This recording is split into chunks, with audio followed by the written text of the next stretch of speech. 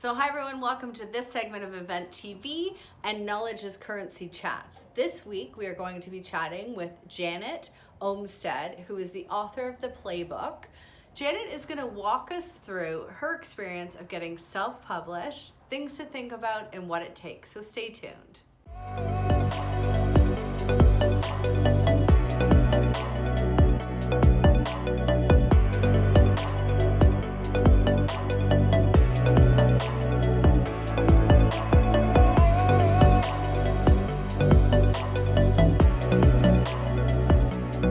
I'm Janet Omstead. I'm a health coach and personal trainer and, author. I wrote the playbook, How to Get in the Habit of Good Health. I self-published. I've been in the health and wellness industry for just about 20 years, and I'm really on a mission to inspire people to reignite their passion for play so that they can fight chronic disease while improving their quality of life as they age. I really feel there's a huge disparity in the world. The inactivity numbers keep going up. There's 1.4 billion people in the world that are inactive, and the cascading effect from that alone is causing massive health issues in the world, between heart disease, certain types of cancers, lung issues. And I fundamentally believe with my heart and soul that if people could find a way to move a little more and play, it would start a positive cascade of behaviors that would help them live healthier and stronger for longer. So that's where I get my passion from, and that I also fundamentally believe that we don't have to play, we get to, because we are able to. And I made a very conscientious choice in the book that I wrote to interview experts from different influences in my life, between a heart doctor and a functional movement specialist, and one of my good friends who has MS and she's in a wheelchair. So the whole spectrum of ability and capability, and they all contributed to my message, which is move a little more and find what works for you. So that's my playbook. Awesome. So I guess you're going to walk us through your journey and kind of how you got started and how you got your book published. Yeah. So I had the book, I was speaking earlier that the seed was planted a number of years ago by a very good friend of mine, and I kind of put it on the back burner in my head, because I thought, well, sure, wouldn't that be great to write a book? But as time went on and my coaching journey and my certifications and everything I learned and the people I met, I was so inspired that I thought, this idea for this book is not doing any good in my head. If I can get this out on paper and just help, if I can help one person, if I can inspire one person, I will have done my job. So I started looking at what it would look like to write a book. And I knew that I wasn't writing a book to become famous. That's a nice side effect. I would love to have my book, touch as many lives as possible, but I chose to go down the self-publishing route because it suited me better than going down the publishing route. And through my investigation, I'll explain a little bit about why. But I'm using my book is really kind of like a credential for me. So it helps my coaching business. It helps people understand my philosophy of if I'm the right kind of coach to work with. And, it for marketing, really, I can talk about my book. I like to speak in public and I like to share my message. So I thought, what a better way to have it kind of put in a bound and deliverable piece. And because I'm talking to all women, this was as engaging as either getting a puppy or having a child. It's like as the investment of time and energy and the fundamental things to put in place really matter, because when the product is out to the world, it's out to the world. And so I wanted to, although as I was explaining earlier, it took a little longer than I initially thought. When I first signed up with the editor I worked with, that was 2016. And she goes, yeah, probably by fall of 2017, maybe beginning of 2018, And then it ended up being push a number of reasons. There was no like, oh my gosh, I'm starting from scratch again. None of that. It was just the process took longer, but I'm glad it took as long as it did, because I feel like the finished product is a great representative of me, and I'm really happy with it. So finding an editor, it's like shopping for anything. If you're going to find the right coach, or you're going to find the right doctor, or you're going to find the right hairdresser, like you need to talk to a number of people until you find the right person. And I feel really lucky that the person I found was actually recommended to me. I was at a Christmas party, those in-home Christmas parties we used to have, that you could like, they'd set up little boutiques around a house. And I happened to be at one of my high school friends' houses, and she had my other really, like, one of my best guy friends from high school was there with his book. And I had seen on social media that I was like, oh my God, Pete, you wrote a book. How did you do that? And he's like, oh, don't ever write a book. Don't do that. I was like, it's been in my head. I really got to get this out of my head. And he goes, okay, fine. So he gave me his editor's name. And so luckily that the first phone call, she kind of got it. Although ironically, she wasn't a health and wellness editor, which actually served its purpose better for me, because my target market isn't someone that works out. My target market is that 1.4 billion people that can't find motivation to move more. So she was a great fit, an amazing fit. She had great energy. She had creative ideas that really fit mine. So when at points, I knew I had the right editor, because she was at some points more excited about my project than me. I was like, wow, yes. So I'll do a little show and tell with my book in a sec, how it's laid out. But anyway, I was really happy to have the guide. And so our process, this is how it happened. What our process was, she said at the beginning, do a brain dump of all your ideas. So if you have, like, just start writing, and don't worry about the order it goes in, just start writing it. And she actually, I wrote this down. She actually, and initially she said, okay, so if you've 8 chapters, let's just put in a number, 8 chapters, there's 30 pages in a chapter. Most books, actually, I didn't know this, are like 265 pages. The average length of a book is 260. So if you go into a bookstore and you look at the back of most books, it's true. They're like 265 pages. So weird. I don't know why. Anyway, I just remember that. So 30 pages a chapter. She said a lot, 2 weeks per chapter, or 9,000 words per chapter, which is by day. If you do 2 weeks, the division, the math is 650 words a day, or write for 90 minutes a day. Like, dedicate 90 minutes a day for 2 weeks to just, And so I did that. I would get up early in the morning, and I'd take my phone, and I'd set 90 minutes. And I didn't know what I was going to write about. I just knew I had gathered information. And you should know about the life before I was a health and wellness professional was I worked in television sports, and I worked in production, and I worked on the Olympics. My first job was I actually have a history degree. And so I'm really good at research and I'm really good at writing for on-air people. But I'd never written a book, obviously, but I'd never written to have more of my voice than more facts to go for the guys on air. So that was, getting all the information, the stats and facts wasn't hard for me. I knew how to do that. But as we worked together, she kept saying, okay, this is good, but put it in your voice. Put it in your voice. And I was like, oh my God, that was a challenge for me. Some of the greatest feedback I get is from dear friends and family that read it. They're like, oh my God, Janet, it's like it's an audiobook. It's like you're right there talking to me. I was like, oh, I guess I did my job. That's good. Anyway, so through the years, she had done a work back schedule for me.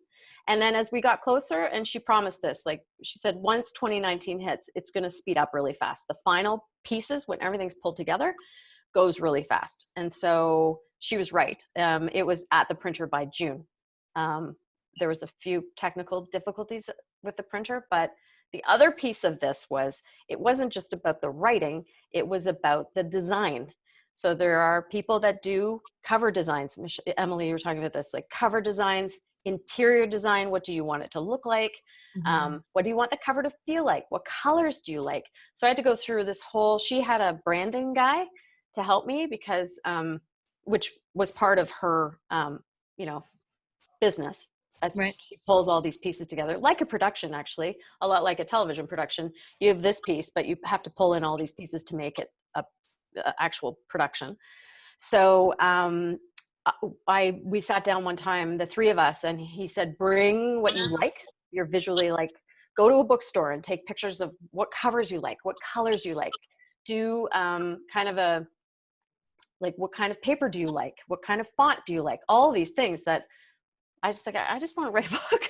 Anyway, it was super helpful because in the end, you know, all of those pieces after we met together, he really got it.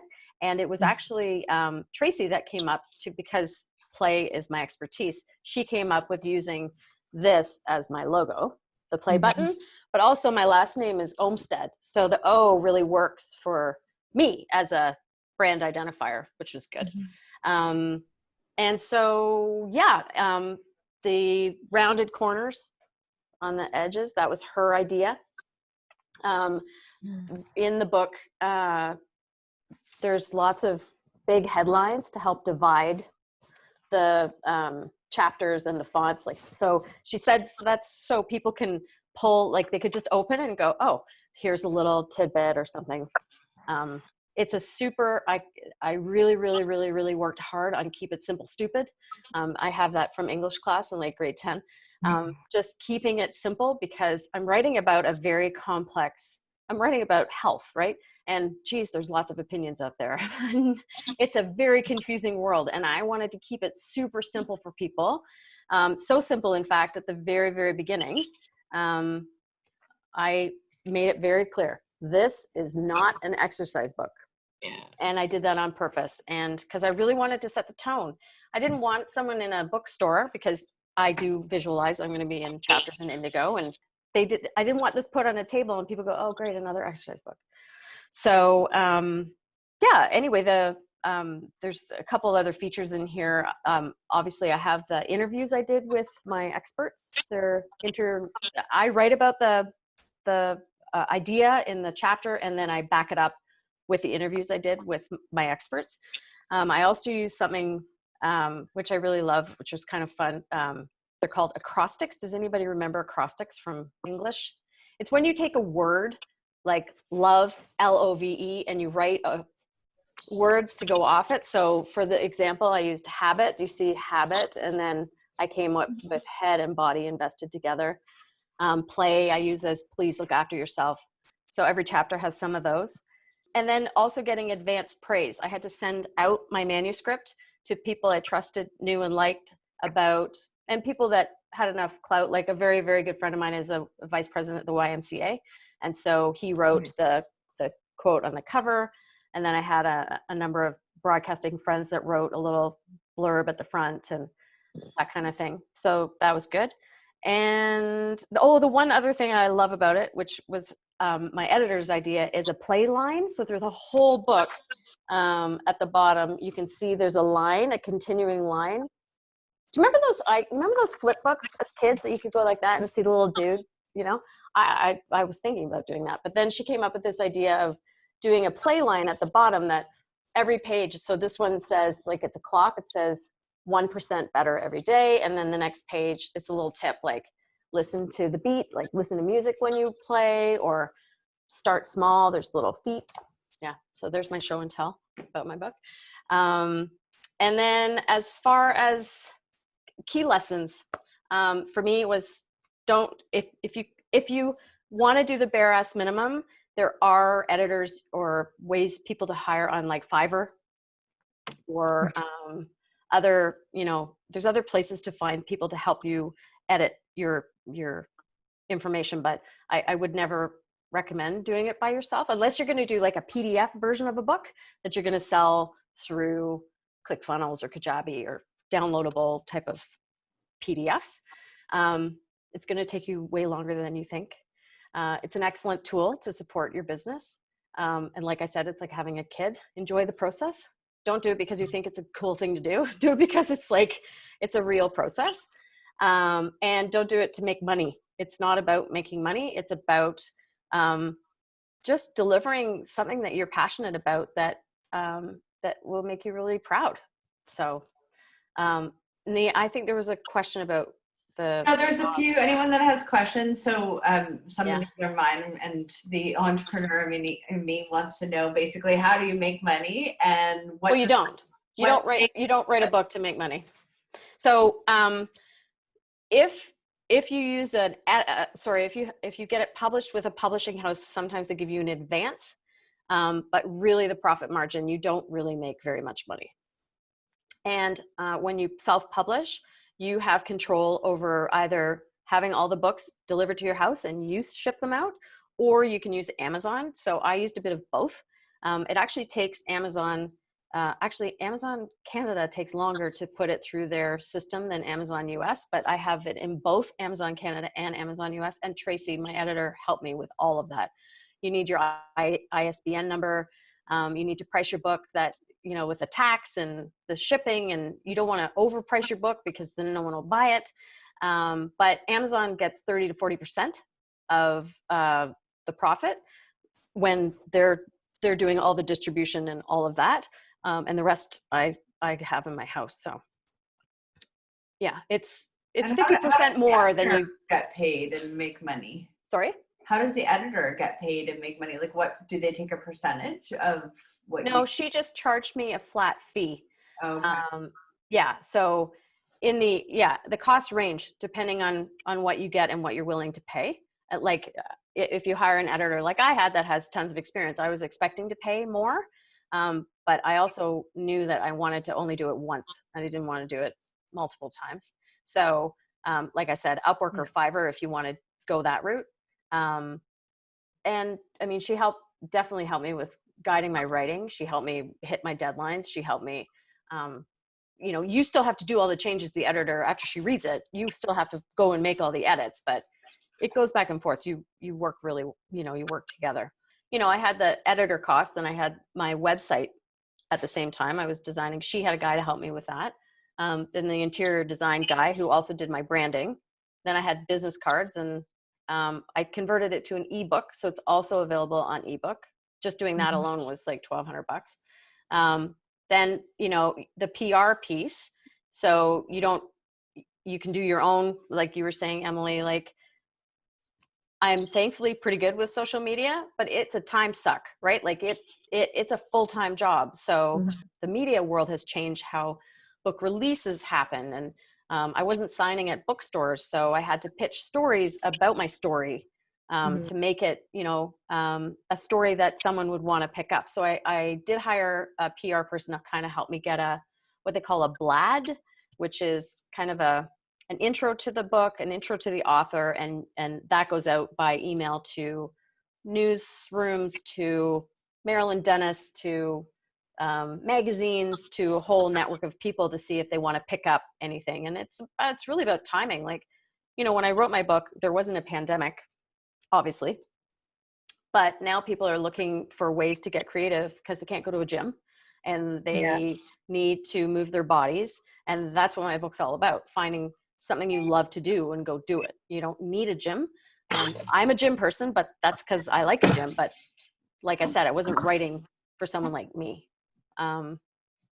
So overall, it's like a $20,000 to $30,000 project.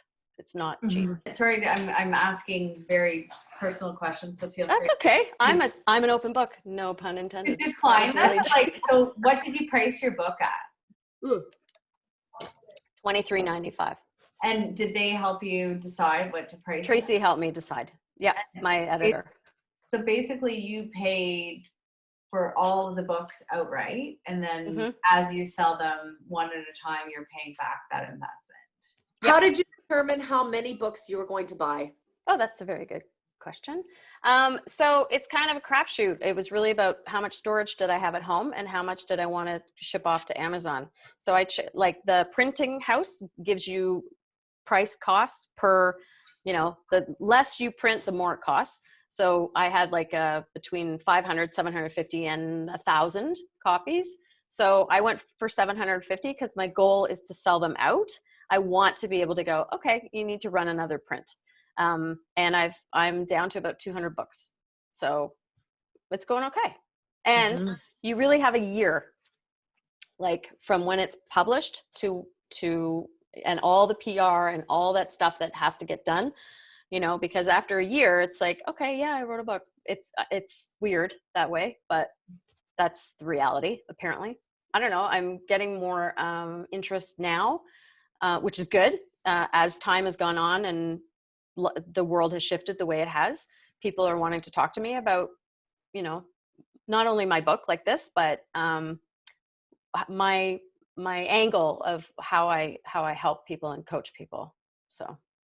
I mean, Janet, your reason for writing a book ultimately is to be able to present yourself as an expert in your industry, and you know your method for marketing as a result is different because I mean you're going to go out on the speaker scene, and have you done like help a reporter out and all that kind of stuff? Sorry, have I done what? So this is, I think Olya knows about this. I think she might have stepped away for a minute, but one of the, and I'll connect you with her because that's definitely the goal of all of this, is one of the people that we connected with was a woman in California who's in PR. And she told me about this thing, which I never knew about, called Help a Reporter Out. So if you have a topic of interest or whatever, they essentially list, these are the things that I'm looking for people to speak about. And then you create a profile of these are the things that you can speak about and your expertise, and then they essentially match up the two. So it's almost like a online RFP process, but it's for reporters around the world, which is really interesting. That's totally interesting. And it's huge. Yeah, it's really good. It's a really good way to get publicity. Huh. Mm-hmm. That's really cool. Whereas obviously with Emily, yours is totally different because you're selling like you're almost selling an experience. You have to get into like book clubs and you know find the readers. Like it's a completely different audience, right? So I can see why that marketing is almost more overwhelming than, well, it's a different kind of marketing, right? Then when you're marketing yourself, you're presenting yourself as an expert in the industry, and then as a result, you have, this is your kind of credibility that you're putting out there, right? Yeah, it's totally different. Well, and especially in health and wellness, it's a very crowded market. So standing out individually, you know, that was also something my editor helped me with. I was like, oh, can I just put health coach on the front? She goes, no, you're a play expert. I'm like, okay, I'm a play expert, but I really am. It's my fabric of my being. I've always loved to play. It's just who I am. It's how I show up in the world. I find so much joy in just going outside. Like it makes me so happy. And you think when you're feeling like that, like everybody feels like that, but they don't. It's like, okay, I can help people feel like that. Yeah, but that's cool to know that exists. Michelle, are you thinking about writing a book? I have about 80% of the book finished. Amazing. That's awesome. I have two other books in my head. So the one that I put on the back burner because I really haven't done anything with it for a couple of years is Financial Literacy for Teenagers. That's a good book. Get it out. It's a really giant, audacious goal because it's not, like you said, it's not for me to make money, and it's not even a textbook because they wouldn't even let it in the school system. There's one chapter dedicated to how our school system has failed our children. It's all about that. And I don't have any kids, but I know they failed the children. Just like phys ed has failed children. Right. Yeah. Same. So 100%. My goal is to teach younger children between the ages of 8 and 12 in impoverished communities around the world. And that's what I want to do when I retire. So it's a long-term audacious goal, but I realized I've been doing my whole life and I had to learn how to be. And this is why I'm taking a couple of years just to take a break. But that's something that I'm committed to doing. And it's a big goal because it's a huge undertaking, and it's going to require me to convert it to other languages and other cultures, and it's just huge. So it wouldn't just be it would be a lot of other playing pieces, and also reaching the corporate world to try to get sponsorship for their country, and because it's these are impoverished people that have no money, so the funding has to come from somewhere. So it's huge. And the fear kind of stopped me for a while, and also because I need to learn how to be. Yeah. So that's cool. I don't know if you guys have heard about Teachables. Have you guys heard about this platform? So it's I mean, Emily, it wouldn't apply to you again because it's fiction, but it's a basically like a way to create an online course, and then it goes into a bigger kind of umbrella of like a bigger university, and obviously you have to do your own marketing, but it's another marketing tool, I think, for your book to break it down into a mini course where it's like, here's this much information, get the rest of the information, right? Like, so you can do, there's 3 different types of courses that you can do. I'm in the process of writing one right now, which is that big thing over there. But there's like mini courses, or you can do like a full length course, and which I think is 12 weeks, and it needs to have, I think you can actually apply to get a part of credits and whatnot. But anyways, it's another marketing tool if you think about it. No, interestingly enough, as I was writing it, and because I've written so much curriculum, I was like, I need to find a way to also write a course. So I did. I actually wrote a 12-week 4 habits over 12-week course that I just rolled out. The first cohort started in February and ended in May, and the second cohort's running right now. And it's a group coaching program for women between 40 and 60 who, the clients that come to me, who have put everybody else first. They haven't really taken care of their health the way they know they could. They may have been to the doctor who said, oh my God, like if you don't manage your stress, eat better, and exercise, then I'm going to have to put you on this medication for, name it, right? Like high blood pressure or diabetes or any of those that are very, very directly related to lifestyle modifications. And a lot of people think they know how to do it. And for the most part, people do know how to do it. It's just that whole ball of confusion again, right? So I wanted to write a coaching course that could really help people set a sustainable, buildable way to go through the program, and after they'd have their own like design to move forward through their health. That's awesome. You've already done it. Yeah, I've done it. So I'd love to get on Teachables because I created mine in Kajabi. Okay. I mean, you can do it also on ClickFunnels, but Kajabi for me was a little more Apple feeling intuitive way to build the content. And yeah, so it's the marketing behind that and that whole process, that business side. That's I really want to globally help as many people as I can figure out a very sustainable way to be the healthiest version of themselves. I knew I wanted to get it out of my head. I was willing to make the investment with eyes wide open and understand that even if it's not a bestseller, it's still worth getting it done because it feels great. Like it feels great. And yeah, you can't take your money with you when you die. It's not like I want to be in debt. That wasn't the intention. The intention was, plus I had the full support of my husband. Like that's another financial side. Like, hey, honey, I want to write a book. Do we have $30,000 lying around? There is a whole methodology about buying all your books back and having people almost like bombard Amazon so it goes to the bestseller. And I was not like, that's awesome for other people. That's not the game I was about to play. But as soon as it's on Amazon, as soon as your book is on Amazon, it's when people buy it, I was sending out emails going, could you please review it? Because then it shows up in the algorithms. And I have like 11 or 12 reviews, which are all 5 stars, which is fabulous. And I'm only saying that because 90% of them are people I know. And I was like, please. But they were like, no, genuine, which is really nice. But that's you're right. Like the whole Goodreads and how things are reviewed. I wasn't going to live, breathe, and die by that. Yeah. But it is a fundamental piece of the equation for sure. I have had a number of friends that have given it to their book clubs, and I've gone to their houses and they've talked about it. I had one woman, this made writing my book worth every ounce of like energy. I was so happy.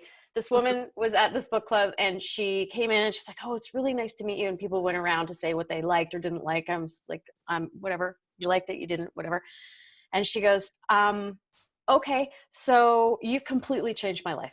And I was like, oh my God, I have. She goes, I can't get up and down off a toilet very easily anymore because you suggest, and I do, I suggest to build a habit to put it onto something you already do. For example, if you are brushing your teeth, after you brush your teeth, do 5 squats. Easy way to add functional movement onto what you already do. And so one of the pieces in my book says, after you go pee, do 5 squats. So every time you go to the bathroom, you do 5 squats. So she goes, my butt has never been more sore or tight, and I'm grateful for that. But wow, it's completely changed my life. I go, good, that's good. She was very happy by the suggestion, and I was like, well, then I've done my job.